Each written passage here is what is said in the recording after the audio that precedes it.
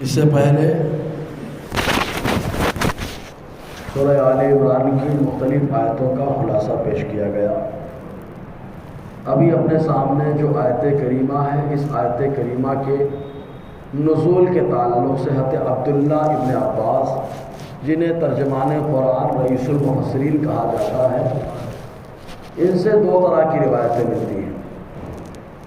پہلی روایت حضرت عبداللہ ابن عباس رضی اللہ تعالی عنہما سے جو ملتی ہے، اس پہلی روایت میں یہ ہے کہ حضور صلی اللہ علیہ وسلم نے جب مکہ کے باشندوں کو بتایا کہ اللہ تبارک و تعالیٰ ایک ہے، ایک رب کی عبادت کرو، تو ان لوگوں نے کہا ہم کیسے مانیں کہ اللہ ایک ہے، کیونکہ آسمان، زمین، بہت ساری چیزیں ہیں، الگ الگ چیزیں ہیں، اور ایک کیسے سنبھال پائے گا ان تمام چیزوں کو؟ تو اللہ تبارک و تعالیٰ نے آیت کریمہ نازل فرمائی، ارشاد فرمایا کہ اللہ تبارک و تعالیٰ وہ ہے جس نے آسمان و زمین کو پیدا فرمایا، رات اور دن کو آنے جانے کا موقع دیا، تو زمین و آسمان کے تخلیق اور آسمان و دن اور رات کے آنے جانے میں اللہ تعالیٰ کی قدرت کی عظیم نشانیاں ہیں، لیکن سب کے لیے نہیں ہے۔ اللہ تعالیٰ فرماتا ہے جو عقل والے ان کے لیے نشانیاں ہیں۔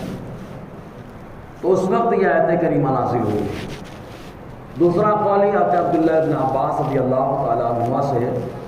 یہ دوسرے قول کے تعلق سے حضرت عبداللہ ابن عباس بیان فرماتے ہیں کہ حضور صلی اللہ علیہ وسلم نے جب نبوت کا اعلان فرمایا اور آقا علیہ السلام نے مکہ کے باشندوں کو سمجھانا شروع کر دیا، تو کفار قریش کبھی مدینے کے یہودیوں کے پاس آئے تو کبھی عیسائیوں کے پاس آئے۔ جب یہ لوگ یہودی کے پاس پہنچے تو یہودیوں سے ان لوگوں نے کہا یہ بتائیے اللہ تعالیٰ نے حضرت موسیٰ علیہ السلام کو جو پیغمبر بنایا، آپ بھی انہیں پیغمبر مانتے ہو، تو ان کی کوئی نہ کوئی نشانی ضرور ہوگی نا، معجزہ کچھ نہ کچھ رہا ہوگا، تو معجزہ کیا ہے؟ تو ان لوگوں نے حضرت موسیٰ علیہ السلام کے معجزہ گنائے، ید بیضا کے بارے میں بتایا کہ بغل سے ہاتھ نکالتے تو ہاتھ چمکتا ہوا نکلتا تھا، حضرت موسیٰ علیہ السلام کا ہاتھ چمکتا ہوا نکلتا تھا، ید بیضا۔ ان لوگوں نے عصا کے تعلق سے بتایا، ان لوگوں نے حضرت موسیٰ علیہ السلام کے کئی معجزات بتائے، بنی اسرائیل پہ جو اللہ نے اپنا کرم کیا اس کا تذکرہ کیا۔ پھر وہ لوگ یہودیوں کے پاس سے اٹھ کر کے عیسائیوں کے پاس آئے، اور عیسائیوں کے پاس آنے کے بعد ان لوگوں نے کہا یہ بتاؤ عیسیٰ علیہ السلام کو تم لوگ اللہ کا نبی مانتے ہو، اللہ کا پیغمبر مانتے ہو، تو کوئی نشانی تو ہوگی نا، جو نشانی ہے، جو معجزات ہیں، اس کے تعلق سے ہمیں آگاہ کرو، بتاؤ۔ تو ان لوگوں نے حضرت عیسیٰ علیہ السلام کے کئی معجزات کا ذکر کیا کہ حضرت عیسیٰ علیہ السلام کی شان یہ کہ مٹی کے پرندے کو بناتے اور اس میں دم کر دیتے تو وہ پرندہ اڑنے لگتا، سبحان اللہ، پرندہ اڑنے لگتا۔ ان لوگوں نے بتایا کہ حضرت عیسیٰ علیہ السلام کے پاس اگر کوئی سفید داغ والا آ جاتا تو عیسیٰ علیہ السلام خالی ہاتھ رکھ دیتے تو اللہ تعالیٰ اس سفید داغ کی بیماری ختم کر دیتا۔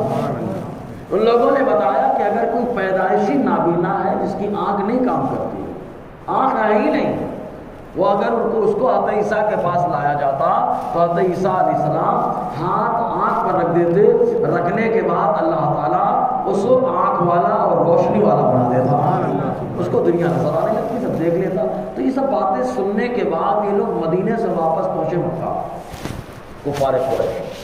مکہ پہنچنے کے بعد ان لوگوں نے کہا حضور صلی اللہ علیہ وسلم کے پاس جا کر موسیٰ علیہ السلام بھی اللہ کے نبی ہیں، یہودی ان کو نبی مانتے ہیں، ان کے بہت سارے معجزات ہم سن کے آ رہے ہیں، عیسیٰ علیہ السلام کو عیسائی نبی مانتے ہیں، ان کے بہت سارے معجزات ہیں، ہم سن کر کے آ رہے ہیں۔ ہم آپ سے مطالبہ کرتے ہیں کہ اگر آپ یہ جو صفا اور مروہ کی پہاڑی ہیں، ان دونوں پہاڑی کے بارے میں دعا کر دیں کہ یہ سونے کی ہو جائیں تو ہم لوگ مالا مال ہو جائیں گے، پورا مکہ کا رہنے والا انسان مکمل وہ آپ پر ایمان لے آئے گا۔ تو ان لوگوں نے یہ معاملہ رکھا، قابل غور بات۔ کبھی یہ مطالبہ کر دیا کہ ہمارے پرکھوں کو آپ زندہ کر دیں قبر سے، وہ آئیں اور آ کر کے بتائیں کہ آپ اللہ کے پیغمبر ہیں تو ہم آپ پر ایمان لے آئیں گے۔ کبھی یہ کہتے کہ اچھا آپ یہ کر دیجئے کہ فرشتے آپ کے ساتھ چلیں، وہ فرشتے آ کر کے بتائیں کہ آپ اللہ کے پیغمبر ہیں، ہم کلمہ پڑھ لیں گے آپ کے۔ آپ پر ایمان رکھنے والے ہو جائیں گے۔ تو اللہ تعالیٰ نے آیت کریمہ نازل فرمائی اور ارشاد فرمایا ان لوگوں کے لیے دلائل دیے گئے موسیٰ علیہ السلام کے ذریعے سے، یہودیوں کو اور نصرانیوں کو دلائل دیے گئے تھے عیسیٰ علیہ السلام کے ذریعے سے۔ میرے محبوب کے بارے میں اگر دلائل پہ غور کرنا ہے تو محبوب نے جو جو بتایا اس پہ غور کرو، اس لیے کہ جس رب کے بارے میں اس نے بتایا اس نے زمین و آسمان کا نظام قائم کر دیا، رات اور دن کی تبدیلی کا سسٹم رکھا، یہ اللہ تعالیٰ کی وحدانیت کی عظیم دلیل ہے، عظیم دلیل۔ چنانچہ بھی کل ہی درس قرآن میں ایک روایت بتائی کہ ایک خاتون جو چرخہ کاٹتی تھی، چرخہ کاٹنے والی خاتون سے لوگوں نے سوال کیا یہ بتا تو نے اللہ تعالیٰ کو کیسے پہچانا کہ اللہ ہے، تو نے کیسے پہچانا؟ تو وہ خاتون کہتی ہے میں نے چرخہ سے اپنے رب کو جانا ہے۔ تو لوگوں نے کہا کیسے؟ کہا چھوٹا سا چرخہ ہے، جب تک میں نہیں چلاتی، جب تک چلتا نہیں ہے، تو یہ زمین و آسمان کا اتنا بڑا نظام بغیر چلانے والے کے چل نہیں سکتا۔ تو لوگوں نے سوال کیا تو نے یہ کیسے جان لیا کہ اللہ ایک ہے؟ اللہ کی وحدانیت کی کیسے قول کر دیا تو نے؟ کیا وجہ ہوئی؟ تو اس نے کہا کہ اللہ کو ایک میں اس لیے مانتی ہوں کہ اس کی دلیل بھی میرا چرخہ ہے، اس کی دلیل بھی میرا چرخہ۔ لوگوں نے پوچھا چرخہ کیسے دلیل ہو سکتا ہے؟ تو اس نے کہا وہ اس طریقے سے کہ میرا ایک ہی چرخہ ہے اور میں چرخے کو چلاتی ہوں، میں اکیلے چلاتی ہوں اس لیے نظام کے ساتھ چل رہا ہے۔ اگر دو ہاتھ لگ جائیں تو نظام بگڑ جائے گا، میں تیز چلاؤں گی وہ سلو چلائے، میں سلو چلاؤں وہ تیز چلائے، میں گھماؤں دوسری طرف وہ گھمائے دوسری طرف، تو اس طریقے سے چرخے کا نظام گڑبڑا جائے گا۔ تو یہیں سے معلوم ہو گیا چرخے کو سسٹم میں چلانے کے لیے ایک آدمی کی بس ضرورت ہوتی ہے، تو ویسے ہی اللہ تعالیٰ نے زمین و آسمان کو اللہ نے چلایا اور چلا رہا ہے، چلاتا رہے گا۔ تو اللہ تبارک و تعالیٰ کے بارے میں میرا نظریہ یہی ہے کہ وہ ایک ہے، ایک سے دو نہیں ہو سکتے، ورنہ کبھی نہ کبھی تو اختلاف ہو جائے گا، تو پورا سسٹم خراب ہو جائے گا۔ تو اللہ تبارک و تعالیٰ نے اپنی وحدانیت کے تعلق سے کئی چیزیں بیان فرمائی۔ جو آیت کریمہ ہے سورہ آل عمران کی، جس کی تفسیر ہوگی، اس آیت کریمہ کے تعلق سے ایک روایت تفسیر روح المعانی کے اندر، تفسیر کبیر کے اندر ایک روایت نقل کی گئی۔ یہ روایت حضرت عبداللہ ابن عمر رضی اللہ تعالی عنہما سے ہے۔ یہ بیان فرماتے ہیں کہ ایک مرتبہ میں نے ماں عائشہ صدیقہ رضی اللہ تعالی عنہا کے بارگاہ میں عرض کیا کہ آپ حضور کی کوئی ایسی حالت بتائیے جو حالت بڑی عجیب رہی ہے۔ جیسے ہی حضرت عبداللہ ابن عمر نے سوال کیا، ماں عائشہ صدیقہ زار و قطار رونے لگی اور ارشاد فرماتی ہے مصطفیٰ کی ہر حالت عجیب رہی ہے، ہر حالت عجیب رہی ہے مصطفیٰ کی۔ ایک مرتبہ ایسا بھی ہوا کہ حضور صلی اللہ علیہ وسلم رات کے وقت تشریف لائے، میرے یہاں باری تھی، آقا علیہ السلام میرے یہاں آرام کرنے والے تھے۔ حضور صلی اللہ علیہ وسلم بستر میں آرام فرما ہوئے، مجھ سے پوچھا اے عائشہ اگر تم اجازت دو تو میں آج رات بھر اپنے رب کی عبادت کروں گا۔ بہت سلو بولے یار، پوری رات اپنے رب کی عبادت کروں گا اے عائشہ اگر تم اجازت دو۔ مصطفیٰ اجازت مانگ رہے ہیں، یہ کیا شفقت ہے مصطفیٰ علیہ رحمت۔ اور آقا علیہ السلام نے بتایا بیوی کا حق جو حق ہے، اس حق کو اگر ختم کرنا ہے مطلب روکنا ہے وقتی طور پر، تو روکنے کے لیے اس کی اجازت لو۔ اور ہمارے لوگ تو بھائی صاحب رات بھر گئے رہتے ہیں۔ کہاں رہتے ہیں؟ بولے ہوٹل میں بیٹھا تھا، رات بھر چائے کی چسکیاں لے رہا ہوں۔ بیوی کا حق مارا جا رہا ہے، حق زوجہ مارا جا رہا ہے۔ حضور صلی اللہ علیہ وسلم نے پوچھا عائشہ اگر اجازت دے دو تو میں رات بھر اپنے رب کی عبادت کروں۔ ماں عائشہ صدیقہ نے عرض کیا اللہ کے حبیب صلی اللہ علیہ وسلم میری طرف سے تو اجازت ہے، بس ایک خواہش ہے، میں آپ کا قرب بھی چاہتی ہوں اور آپ کی خوشی بھی چاہتی ہوں۔ سبحان اللہ، مطلب یہ چاہتی ہوں کہ آپ کی جو مرضی ہے عبادت کی وہ عبادت کریں، لیکن میں آپ کا قرب چاہتی ہوں، میں چاہتی ہوں میرے حجرے میں ہی عبادت کریں، میرے حجرے میں عبادت کریں۔ حضور صلی اللہ علیہ وسلم وضو بنا کر فارغ ہوئے، عبادت میں لگ گئے۔ ماں عائشہ صدیقہ فرماتی ہے پوری رات مصطفیٰ جان رحمت سجدے میں رہے اور اللہ تعالیٰ کی بارگاہ میں رو رو کر اپنی امت کی بخشش کی دعائیں مانگتے رہے۔ پوری رات مصطفیٰ جان رحمت روتے رہے، اتنے آنسو مصطفیٰ جان رحمت کے زمین پر آئے کہ اتنے زمین گیلی ہو گئی، یہاں تک کہ فجر کا وقت ہو گیا۔ جب فجر کا وقت ہوا تو حضرت بلال نے آ کر دروازے پہ دستک دی۔ اور ایک بات بتا دیں، امام بہقی نے شعب الایمان کتاب و تعظیم النبی کے اندر ایک حدیث لکھی ہے، فرماتے ہیں صحابہ کرام تو حضور کے دروازے پہ دستک دیتے تو ناخون مت سے مارتے تھے کہ آواز زیادہ زور سے نکلنے لگا۔ دستک دی، آقا علیہ السلام باہر نکلے اور فجر کی نماز پڑھائی، فجر کی نماز پڑھا کے پھر حجرے میں داخل ہوئے۔ داخل ہو کر کے میں نے عرض کیا سرکار آج کیا بات ہو گئی کہ عبادت کرتے رہے، آنکھوں سے آنسو بھی نکلتے رہے، آخر وجہ کیا ہے؟ تو کہا اے عائشہ اللہ تعالیٰ نے آج ہی یہ آیت مجھے عطا فرمائی کہ اللہ کے وہ خوش نصیب بندے ہیں جو کھڑے ہو کر، بیٹھ کر، لیٹ کر اللہ کا ذکر کرتے ہیں، زمین و آسمان پہ غور کرتے ہیں تو کہتے ہیں اے اللہ تو نے نہ حق نہیں بلکہ حق کے ساتھ پیدا فرمایا، آج ہی ملی۔ تو بس اسی خواہش کے پیش نظر میں عبادت کرتا رہا۔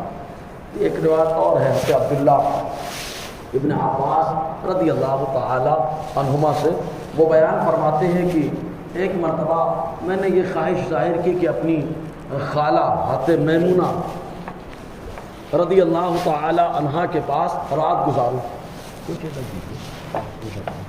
حضرت میمونہ رضی اللہ تعالی عنہا کے یہاں رات گزاروں۔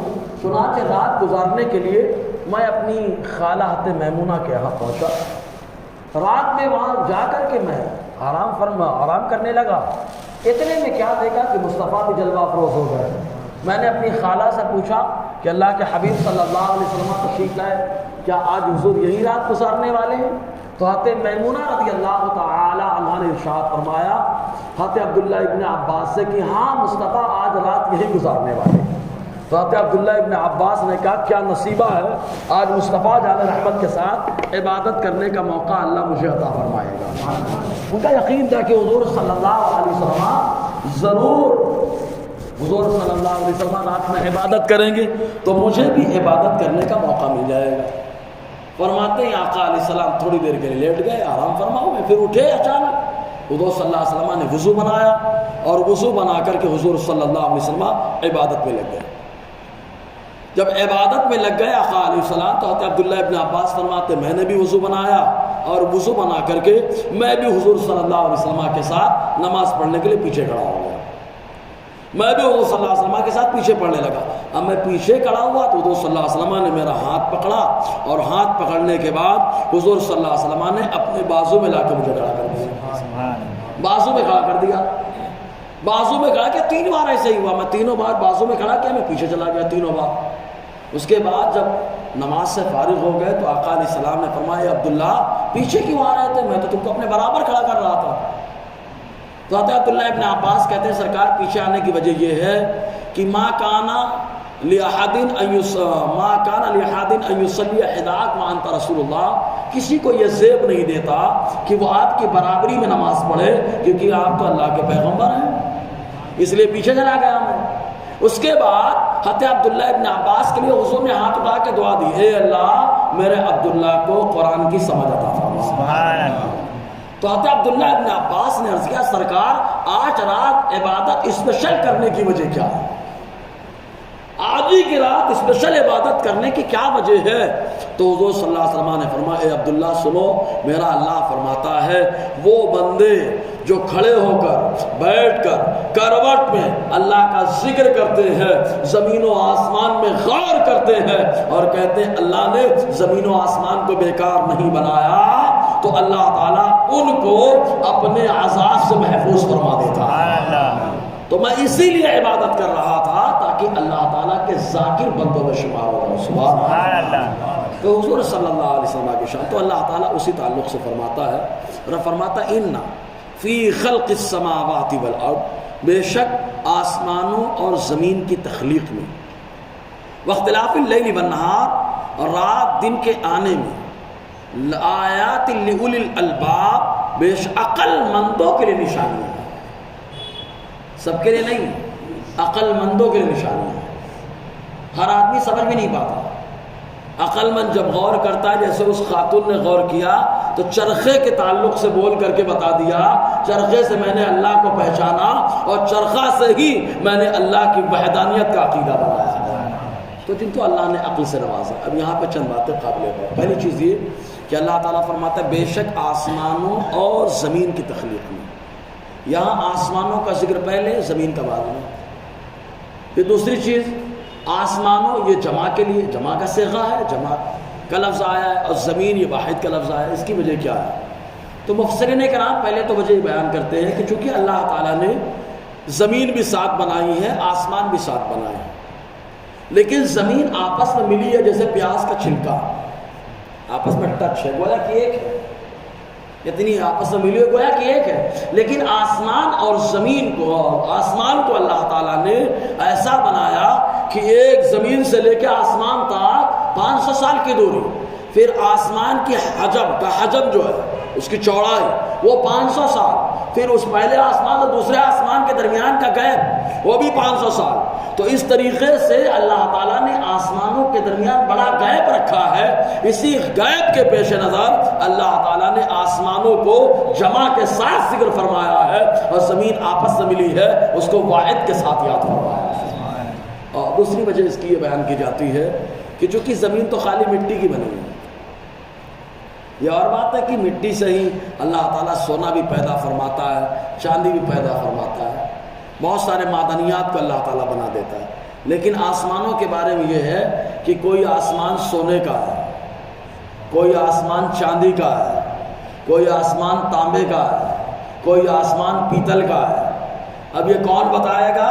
جو آسمان پہ جائے گا، اور جانے والا میرا نبی سبحان اللہ۔ اسی لیے آقا علیہ السلام نے فرمایا تو الگ الگ چیزوں سے آسمان بنے ہیں، اس لیے ان کو جمع کے ساتھ اللہ تعالیٰ نے ذکر فرمایا، اور زمین مٹی کی بنی ہے اس لیے اللہ تعالیٰ نے اس کو واحد کے ساتھ یاد فرمایا۔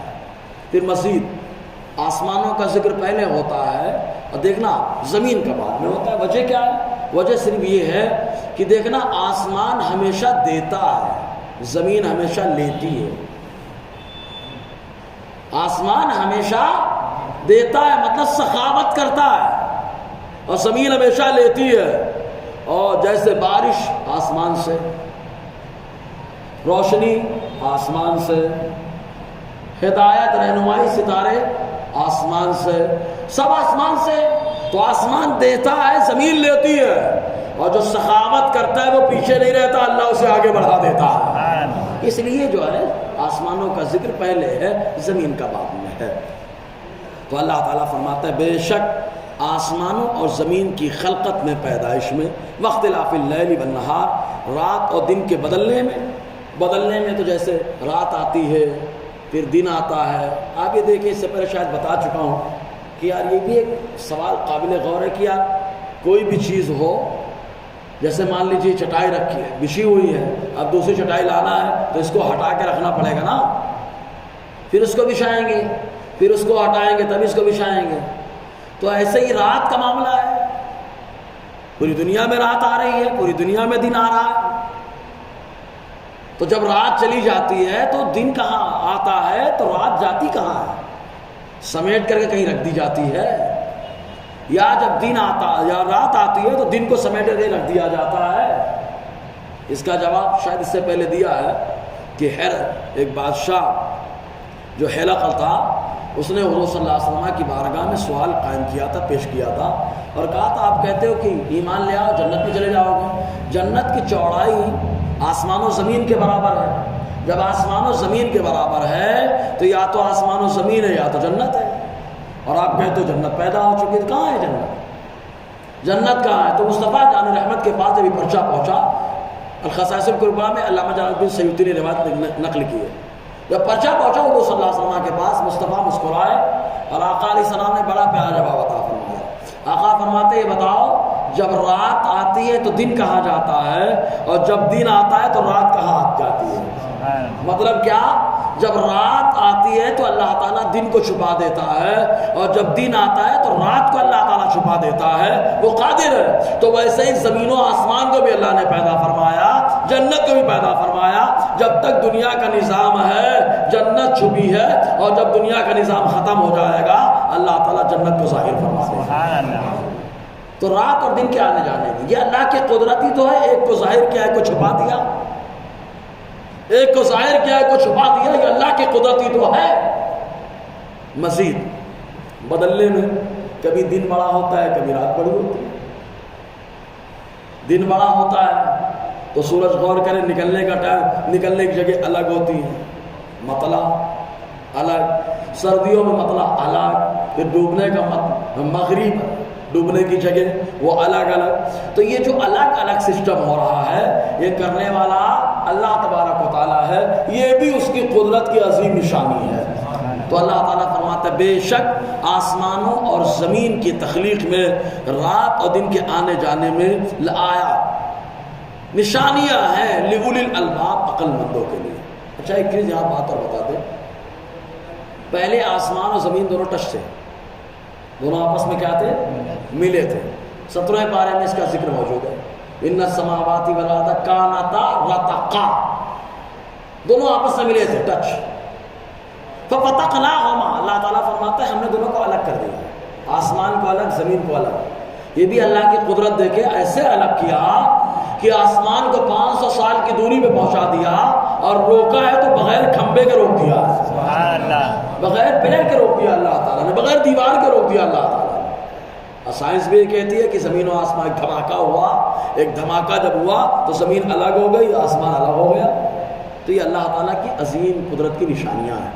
اس کے بعد اللہ تعالیٰ فرماتا ہے الذین یذکرون اللہ قیاما وقعودا وعلی جنوبہم، وہ لوگ عقل مند کون ہیں؟ عقل مندوں کی تعریف اللہ تعالیٰ نے کی ہے۔ الذین یذکرون اللہ، ان کی صفت، ان کی خوبی، وہ عقل مند جو ذکر کرتے ہیں اللہ کا قیاماً کھڑے ہو کر۔ سبحان اللہ، دیکھنا کچھ مقامات پر اللہ تعالیٰ کا ذکر جو ہے کھڑے ہو کر لوگ کرتے ہیں، کھڑے ہو کر کے اللہ کا ذکر کرتے ہیں۔ تو کھڑے ہو کر کے بھی اللہ کا ذکر کیا جا سکتا ہے، وقعودا، اور کچھ جگہ بیٹھ کے کرتے ہیں، اپنے علاقے میں بیٹھ کر کے چلتا ہے ذکر کا ماحول۔ وعلی جنوبہم، اور کروٹ پر لیٹے لیٹے اللہ کا ذکر ہوتا ہے، گئے بستر پر اللہم بسمک اموت واحیا، آنکھ کھولی الحمدللہ الذی احیانا بعد ما اماتنا والیہ النشور، جیسے ہی پڑھا کہا کروٹ پہ تھا لیکن اللہ کا ذکر کر رہا ہے۔ تو اللہ کے نیک بندے بیٹھ کر بھی اللہ کا ذکر کرتے ہیں، کھڑے ہو کر بھی اللہ کا ذکر کرتے ہیں، کروٹ بھی ذکر کرتے ہیں۔ یہ تو ظاہری طور پہ ہو گیا قیام، کھڑے ہو کر۔ نماز میں تینوں ذکر مل جائے گا۔ کہا کیسے؟ کہا لیٹ کر کیسے ملے گا؟ کہا لیٹ کر بھی ملے گا نماز کے اندر۔ کیسے ملے گا؟ ایک صحابی ہے جن کا نام عمران ابن حسین ہے، سواد کے ساتھ، عمران ابن حسین، صحابی رسول ہے، ان کو بواسیر کی تکلیف تھی۔ حضور صلی اللہ علیہ وسلم کی بارگاہ عالیہ میں آئے، اور آنے کے بعد عرض کیا اللہ کے حبیب صلی اللہ علیہ وسلم اگر میں بیٹھ کر عبادت کرتا ہوں تو مجھے تکلیف ہو جاتی ہے، میں کھڑے ہوتا ہوں تو بھی تکلیف ہو جاتی ہے، تو میں کیسے اللہ کی عبادت کروں؟ میرا نبی ایسا مختار آقا علیہ السلام نے فرمایا میرا اللہ تو خود قرآن میں فرما رہا ہے، عقل مند وہ ہے جو اللہ کا ذکر کھڑے ہو کر، بیٹھ کر اور کروٹوں پہ کرتے ہیں، یعنی کھڑے ہونے کا موقع ملا تو کھڑے ہو کر، بیٹھ کر موقع ملا تو بیٹھ کر، اور یہ بھی نہیں کر سکتے ہیں تو بستر پہ لیٹ کر کے اللہ کا ذکر کرتے رہتے ہیں۔ حضور صلی اللہ علیہ وسلم نے انہیں اجازت عطا فرما دی کہ تم لیٹ کر نماز پڑھ سکتے ہو، تو ان کو لیٹ کر نماز پڑھنے کا آقا علیہ السلام نے حکم عطا فرمایا۔ آپ دیکھیں ذکر جو ہوتا ہے وہ تین طرح سے ہوتا ہے، ایک ذکر جو ہے نا زبان سے ہوتا ہے، ایک ذکر جو ہوتا ہے دل سے ہوتا ہے، ایک ذکر جو ہے اعضاء سے ہوتا ہے۔ نماز میں تینوں ذکر ہے، کھڑے ہوئے، قیام، رکوع، قوما، سجدہ، قعدہ، سجدہ جو کر رہے ہیں نا، تو یہ ہمارے اعضاء اللہ کا ذکر کر رہے ہیں۔ اور جب کھڑے ہوئے بولے اللہ اکبر، قرآن کی تلاوت شروع کر دی، پھر کہا اللہ اکبر سمع اللہ لمن حمدہ ربنا لک الحمد، کہا زبان سے اللہ کا ذکر ہو رہا ہے، سبحان اللہ، ہے نا۔ اور دل بھی لگ جاتا ہے وہیں پہ نماز میں، دل لگ جاتا ہے. جب دل لگ جاتا ہے تو دل سے بھی اللہ کا ذکر ہوتا ہے. تو نماز میں تینوں طرح کا ذکر پایا جاتا ہے، تینوں طرح کا ذکر پایا جاتا ہے. اسی لیے افضل عبادت نماز، کیونکہ اس میں پورے بدن کا ذکر، پورے بدن سے ذکر ہوتا ہے، زبان، وجود اور ساتھ ہی ساتھ دل بھی اللہ تعالیٰ کا ذکر کرتا رہتا ہے. تو جو عقل مند ہے تو وہ ذکر کرتے ہیں اللہ تعالیٰ کا کھڑے ہو کر، بیٹھ کر اور کروٹ پر. وَيَتَفَكَّرُونَ فِي خَلْقِ السَّمَاوَاتِ وَالْأَرْضِ، اور وہ غور کرتے ہیں آسمانوں اور زمین کی تخلیق میں، غور کرتے رہتے ہیں ہر چیز میں. ہمارے لوگ تو بولتے ہیں یار اس کی کیا ضرورت تھی، نہیں ہونا چاہیے تھا. مچھر نہیں ہونا چاہیے تھا. خلیفہ ابو جعفر منصور نے خالی پوچھ لیا تھا امام جعفر صادق سے کہ یہ مچھر کی ضرورت کیا ہے. آپ نے فرمایا تو جیسے گھمنڈی کے گھمنڈ کو توڑنے کے لیے اللہ نے مچھر کو پیدا فرمایا ہے. سمجھے نا؟ تو اللہ تعالیٰ نے جو پیدا فرمایا ہے سب بجا فرمایا ہے، بھیجا کوئی نہیں ہے، بھیجا کوئی نہیں ہے. اللہ تعالیٰ فرماتا ہے جب وہ غور کرتے ہیں تو کہتے ہیں ربنا ما خلقت هذا باطلا، اے ہمارے پروردگار تو نے انہیں بیکار نہیں پیدا فرمایا، تو نے انہیں بیکار نہیں پیدا فرمایا. رب کی حکمت ہے، رب ہی جانتا ہے. آپ دیکھنا جو اللہ تعالیٰ کے بارے میں عقائد رکھنے چاہیے، ہمارے بزرگوں نے لکھے خود بہار شریعت میں جیسے 29 عقائد گنائے گئے. ان عقائد میں سے آخری عقیدہ یہی ہے کہ اللہ تعالیٰ کے ہر کام میں حکمت ہے.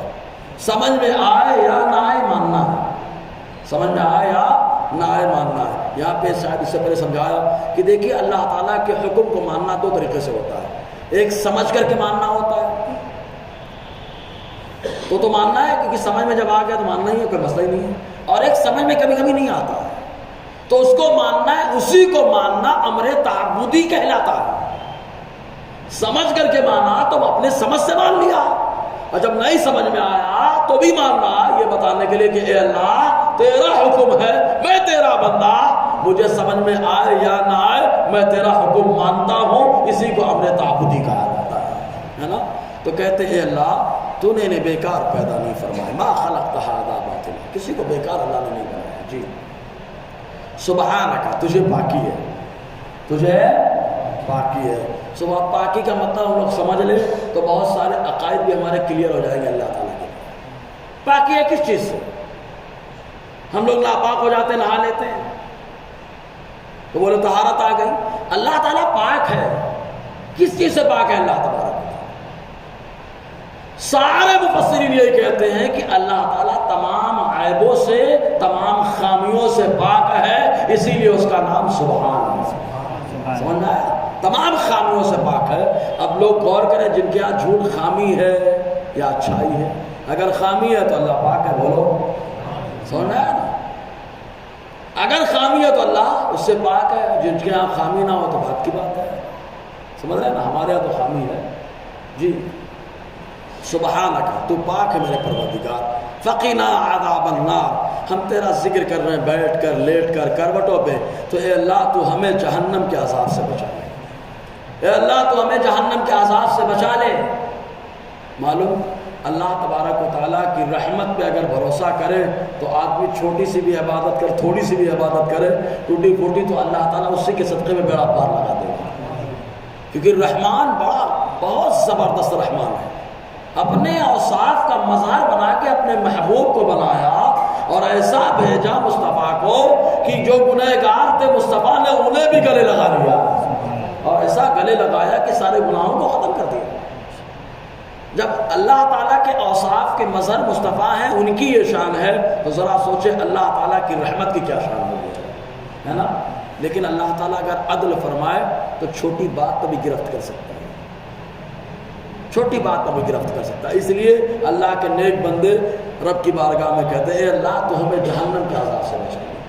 ایک ہے جہنم سے بچنا، ایک ہے عذاب سے بچنا. جہنم میں بہت سارے اللہ تعالیٰ کے نیک بندے ہیں، کام کر رہے ہیں. کون؟ جیسے داروغے جہنم حضرت مالک علیہ السلام فرشتے ہیں، جہنم میں کام کر رہے ہیں. سمجھ آیا؟ لیکن ان کے لیے اللہ تعالیٰ نے جہنم کے عذاب کو اٹھا لیا. جیسے حضرت ابراہیم علیہ السلام کو آگ میں ڈالا گیا، آگ تو رہی لیکن اللہ تعالیٰ نے آگ کے عذاب کو اٹھا کر اسی آگ کو گلزار بنا دیا. سمجھ رہے ہیں نا؟ قبر میں جانا یہ فخر ہے، انتقال ہو تو قبر میں دفن کیا جائے یہ فخر کی بات ہے، لیکن قبر کے عذاب سے بچنا یہ کمال ہے۔ اسی لیے ہم لوگ کیا بولتے ہیں وقنا عذاب القبر، اے اللہ قبر کے عذاب سے بچا لے، یہ نہیں کہتے کہ قبر سے بچا لے، قبر کے عذاب سے بچا لے تو جہنم کے عذاب سے بچا لے انشاءاللہ۔ اور آگے گفتگو رہے گی، اللہ تعالیٰ ان مسائل کو عام کرنے کی خوب توفیق عطا فرمائے۔ اس سے پہلے